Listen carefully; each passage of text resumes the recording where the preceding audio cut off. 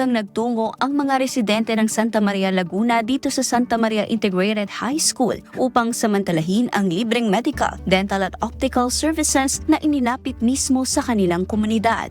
Sa kauna-unahang pagkakataon, nagkaisa sa iisang outreach activity ang mga partner private hospitals ng BMPI-UNTV upang mas mailapit ang mahalagang serbisyong pangkalusugan sa mga nangangailangan. Katuwang sa aktibidad ang mga medical professionals mula sa Fatima University Medical Center at Calamba Medical Center na nagbahagi ng kanilang kaalaman at serbisyo bilang bahagi ng patuloy na adhikain na mapalawak ang access sa dekalidad na pangangalagang pangkalusugan. So, bago pa man ako maging doktor, gusto ko talaga na makatulong sa mga tao.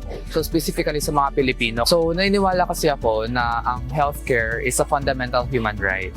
So alam naman natin na sa sitwasyon ng ating bansa, ang mga komunidad na malayo sa syudad, sila ay kulang sa pagdating sa healthcare. So importante yung mga ganitong bagay. It's kind of refreshing then to be out here, outside the hospital. Parang kami na yung lumapit sa mga patients. So yung exposure mismo ng healthcare industry through the power of media is very important kasi nga lahat naman ng tao mas ina-access nila ang media compared sa pag-access nila sa mga tulad ng laboratorio or ng hospital mismo. So kumbaga it's another way of bringing the healthcare to the people. Yung pag-partner ng hospitals and other institutions sa media. Higit sa mga serbisyong naibigay, nag-iwan din ito ng pag-asa at kumpiyansa sa mga residenteng nakinabang sa programa.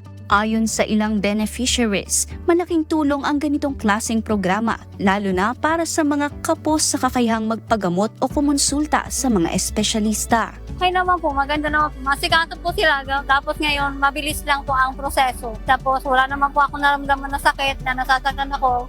Kahit po yung anak ko, takot siya magpabunot, pero nung nasubukan niya, sabi niya po, Mama, wala po palang sakit, magaling po. Tapos madali lang, sabi ko lang po, opo anak, maganda lang po yan kasi madali na lang, hindi naman masakit. Malaking tulong din po ito sa mga taong hindi kayang makapagpabunot, tapos sa mga taong hindi kayang makapagpa-check up. Yan, malaking tulong po ito. At saka maganda ng programa. Patunay ang aktibidad na ito na kapag nagsama-sama ang mga institusyong may layuning maglingkod, mas maraming buhay ang naaabot at mas maraming komunidad ang natutulungan.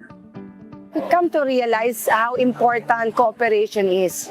Talagang ito yung isa sa mga kailangan para maitawid natin yung mga pangangailangan ng ating mga kababayan. We all know that the LGU, the local government, has funds, pero alam naman natin na talagang very limited din yung mga funds na meron ang local government unit. At pagka pinagbahabahagi na natin yung mga pangangailangan ng ating mga kababayan, very small ang naiiwan para sa mga social services. And this is where the importance of foundations come in.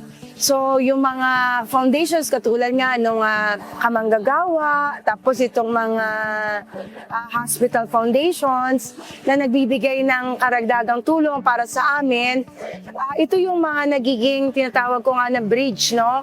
Na tulay para maitawid namin yung mga nagiging karagdagang pangangailangan pa ng aming mga kababayan.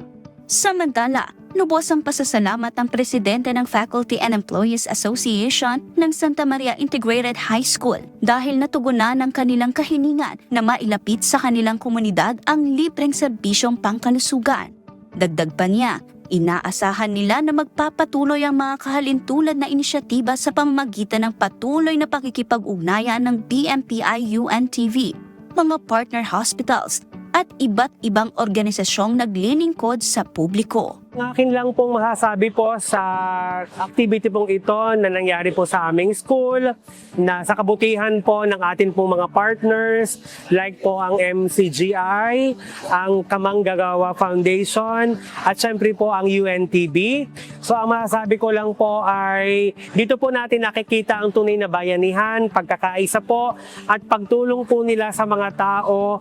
At dito po natin nakikita yung talagang spirit of volunteerism. Sa ngalan po po ng bumubuo po ng aming paaralan, sa ngalan po ng aming butihing principal, kami po ay lubos na nagpapasalamat dahil sa pagkakataon pong ito, dahil bibihira po ito na nangyayari po, na kami po ay umaasa na hindi po ito ang huli, kundi ito po ang simula ng atin pong partnership at pagkasamahan, at nawa po ay madami pa po kayo, katulong po kami na makatulong pa po sa marami pa pong tao.